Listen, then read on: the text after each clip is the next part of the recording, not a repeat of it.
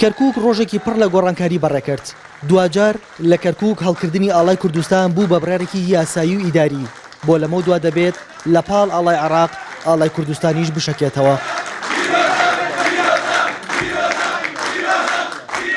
ئەنجومەنی پارێزگای کەرکووک بەشێک لە کۆبوونەوەی هەفتانەی خۆی تەرخان کرد بۆ دەنگدان لەسەر پێشنیازەکەی پارێزگاری کەرکووک سەبارەت بە هەڵکردنی ئاڵای کوردستان.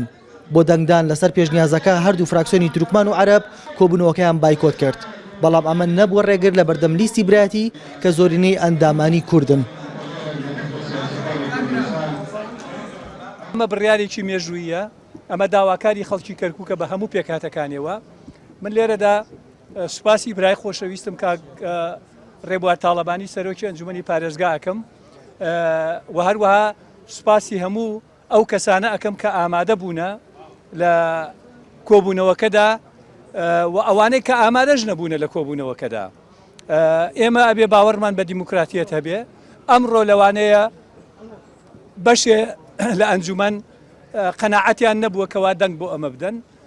ئێمە ڕێز لە بۆ چوونەکەیان ئەگرین، بەڵام لە هەمان کاتیشدا بە پێی دەستور و بە پێی قانون زۆرینەی ئەنجومەنی پارێزگا و بۆ معلوماتیش هەندێک جار لە ڕاگەیەندرەکان بەهەڵە بڵاو ئەکرێتەوە کە عەرەب و تورکمان و کلدۆ ئاشور دەنگیان نەداوە. ئەمە دوورە لە ڕاستی، چونکە لیستی برایەتی عەرەبیشی تایە، تورکمانیشی تایە، کلدۆ ئاشوریشی تایە.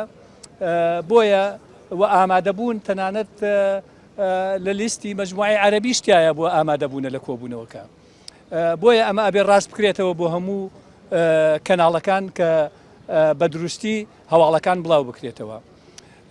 ئەمڕۆ ئەم دەنگدانە معنای ئەوە نییە کەوا ئێمە ئیتر پەیوەندیمان لەگەڵ ئەو برا تورکمانانەی کە ئامادە نەبوونە یا دەنگیان نەداوە، یان ئەو برا عەرەبانەی کە ئامادە نەبوونە و دەنگیان نەداوە پەیوەندیەکانمان تێکەچێ. بەعەکسەوە ئێمە هەوڵی زیاتر ئەدەین بۆ ئەوەی ئەم پەیوەندیانە بەهێزتر بێ و ئەوانیش قەناعەت بێنن کە هەڵگرتنی ئەم ئاڵایە هیچ زیانێک نە بە کورد بە تورکمان ئەگەێنێ، نە بە عەرەب ئەگەێنێ، نە بە کەسی تر ئەگەێنێ.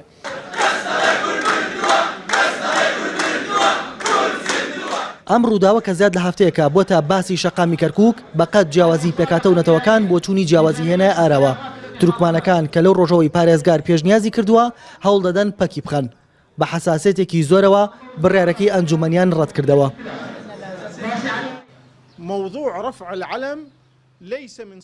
بابەتی بەرزکردنەوەی ئاڵا لە دەسەڵاتی ئەنجومەنی پارێزگای کەرکووکدا نییە، بەڵکو لە دەسەڵاتی حکوومەتی ناوەندایە.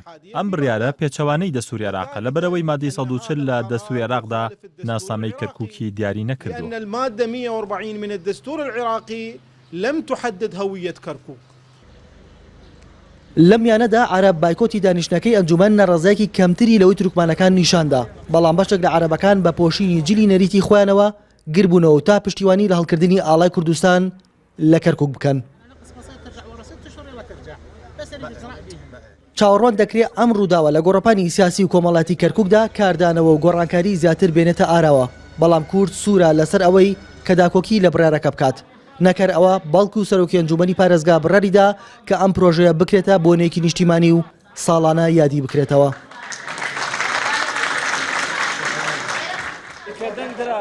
باڵکردنی ئاڵای کوردستان لەسەر سەرجەمدام و دەستگا حکوومیەکانی حکوومەتی کەرکووک تا ئەو کاتەی حکوومەتی ئیتیحادی پابەند دەبێت بە مادەی 140 دەستوری و مادەی 115 دەستوری کە ئەبێت ئەم شارە مافی خۆیەتی ئاڵای لەگەڵ ئاڵای عێراقا بێ ئاڵای کوردستان هەڵگرێت. ئەمڕۆ بە کۆی دەنگ لە ڕۆژێکی پرشندار و مێژووی ئەو قەرارە پەسەند کرد. هەرچۆنە بێ ئێستا ئیتر کەرکووک گەشتۆتە وێزگەیەک کە زۆر جیاواز دەبێت لە پێش بڕارەکەی ئەنجومەنی پارێزگا. کورد بەم هەنگاوەی بەرچاوی هەموو لایەکی ڕوون کردەوە بۆ قۆناغی دوای داعش کە ئاسان نییە پێشبینی ڕووداوەکانی دوای ئەو قۆناغا بکرێت. ڕۆکان جاڤێنارتی، کەرکووک.